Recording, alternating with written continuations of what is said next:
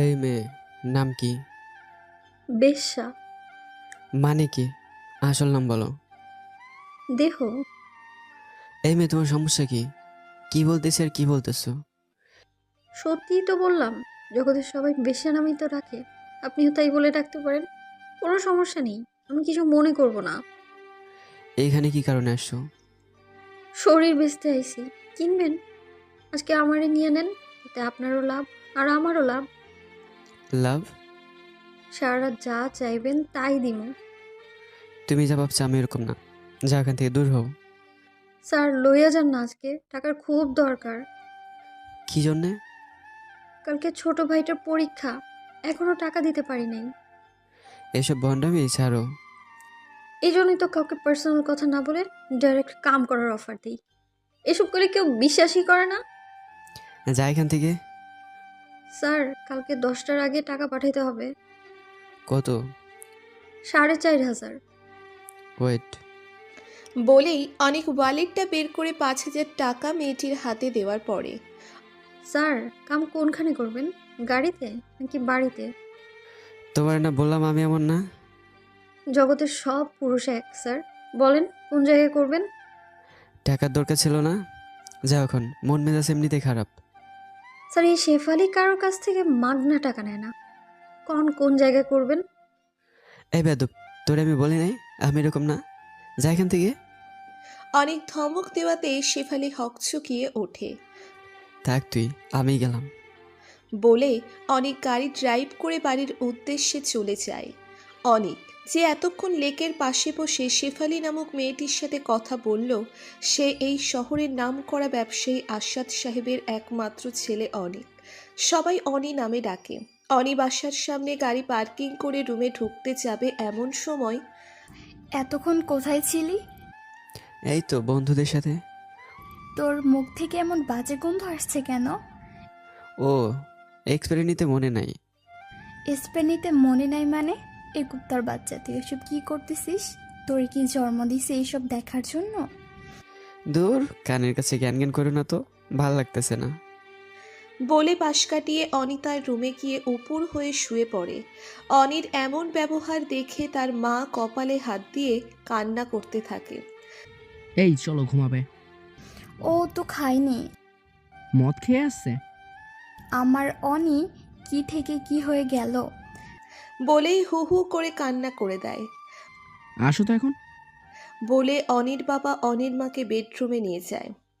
রাত গিয়ে সকাল হওয়ার পরে অনির মা অনির রুমে গিয়ে দেখে অনি চোখ বন্ধ করে খাটের সাথে হেলান দিয়ে সিগারেট টানছে আর গাল বেয়ে জল গড়াচ্ছে।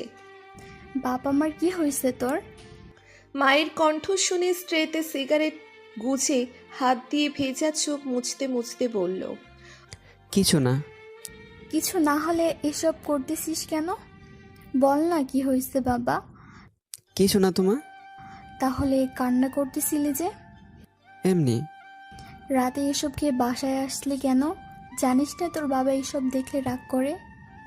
আচ্ছা, এখন আমি বের হব। সাইড দাও, ফ্রেশ হওয়া লাগবে। যা ফ্রেশ হয়ে আয়।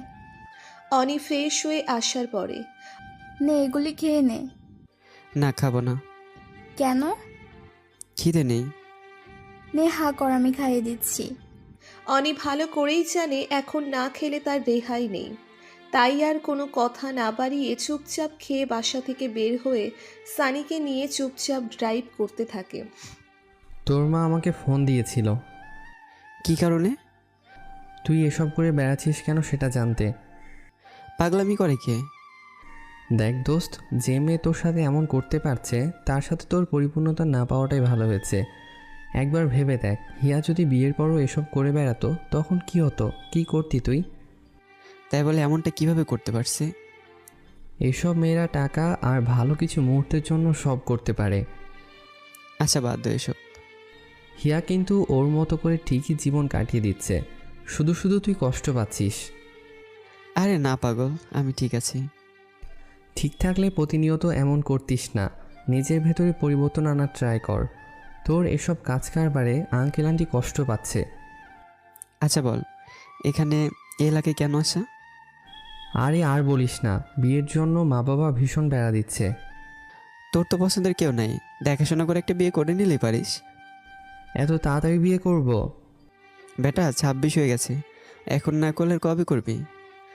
মানুষকে জ্ঞান না দিয়ে নিজেরটা ভেবে দেখ। আমাকে নিয়ে তোর ভাবা লাগবে না। হ্যাঁ ঠিক বলছিস, আমি না ভাবলেও আন্টি কিন্তু ভেবে ফেলেছে। কি? সময় মতো বুঝবি, ওই রেস্টুরেন্টের সামনে থামা। হুম। এভাবে দিন গিয়ে সন্ধ্যা নামে। ঢাকা শহরে দিন আর রাত বলতে পার্থক্য শুধু একটাই, দিনে সূর্যের আলো আর রাতে লাইটের আলো। এছাড়া আর তেমন কোনো পার্থক্য নেই। রাতে লেকের পাশে বসে বসে সিগারেট পোড়াচ্ছে আর হিয়াকে নিয়ে ভাবছে, এমন সময় হঠাৎ করে ধূপধাপ লাঠি পেটার শব্দ কানে ভেসে উঠল। ওই পুলিশ বলেই সজোরে দৌড়ে পালাতে লাগলেন কয়েকজন যুবতী। দু একজনের গায়ে লাঠির আঘাত যে লেগেছে তা মাগো বলে বাবাগো বলে চিৎকার শুনেই বোঝা গেল। অনি সিগারেটটা ফেলে দিয়ে সেদিকে ভালোভাবে খেয়াল করতে করতেই দেখে মুখোশ করা একটি মেয়ে হাত জড়িয়ে ধরে। স্যার আমাকে বাঁচান। এই আপনি কে? যান এখান থেকে। স্যার স্যার আমি শেফালি। গতকাল যে পরিচিত হয়েছিলাম আমি সেই শেফালি। ও, পুলিশ তাড়া করেছে কেন? আমাদের আস্তানার খবর কে জানি লিক করে দিছে। এসব বাজে কাজ কারবার করো কেন? আগে বাঁচান আমাকে, তারপর সব বলবো। গাড়ির ভেতরে চলো। বলেই দুজন গাড়িতে বসে গাড়ি ড্রাইভ করতে করতে। হ্যাঁ বলো, কেন এসব করো? স্যার পার্লারে কাজ করে মাসে 10,000 টাকা পাই। ঢাকা শহরে 10,000 টাকা সংসার চলে, তার উপর মার আবার ডায়াবেটিস, প্রতিদিন ইনসুলিন নেওয়া লাগে। তার পাশাপাশি একটা ভাইকে লেখাপড়ার পুরো খরচ দেওয়া লাগে, তাই বাধ্য হয়ে এসব করতে হচ্ছে। তাই বলে এই পথ বেছে নিয়েছো? এছাড়া আর কোনো পথ ছিল না। কোনো জায়গায় পার্ট টাইম জব করলেও তো পারতে। কম চেষ্টা করিনি। ভবিষ্যৎ নিয়ে ভাবো না? এসব নিয়ে ভেবে মার মৃত্যু যন্ত্রণা সহ্য করতে পারবো না তো। ও, সারাদিন কষ্ট করলে মালিকরা 500 টাকা দিতে কষ্ট পায়, আর 10 মিনিট খাটে শুলে সেই পুরুষই আবার 2,000 টাকা দিয়ে দেয়। তাতে কোনো কষ্ট পায় না, বরঞ্চ তৃপ্তির সহকারে টাকাটা হাতে দিয়ে দেয়। আচ্ছা এখন যাও, আমার বাসায় এসে পড়ছে। এটা আপনাদের বাসা? হ্যাঁ। বাহ, কোনো রিক্সা কিংবা গাড়ি নিয়ে নিজের গন্তব্যস্থানে চলে যাও। Thank you so much for your assistance. Oni তখন হাঁ করে তাকিয়ে থাকে। আসি স্যার। শোনো, হ্যাঁ বলেন। আমার কার্ড অবিশেষ, কেন? আসলে কথা হবে। হুম। বলে কার্ডটা হাতে নিয়ে ভ্যানিটি ব্যাগে ঢুকিয়ে রাস্তায় রিকশার খোঁজে দাঁড়িয়ে থাকে। বাসায় যাওয়ার পরে ফ্রেশ হয়ে খাবার খাবি? খাবো না। তোর বাবা তোর অপেক্ষায় বসে আছে। আচ্ছা যাও, আসতেছি। অনি খাবার টেবিলে বসে খাবার খাওয়ার সময়। সিমিকে কেমন লাগে রে তোর? ভালোই তো। বলছিলাম না সিমিকে ওর ভালো লাগবে।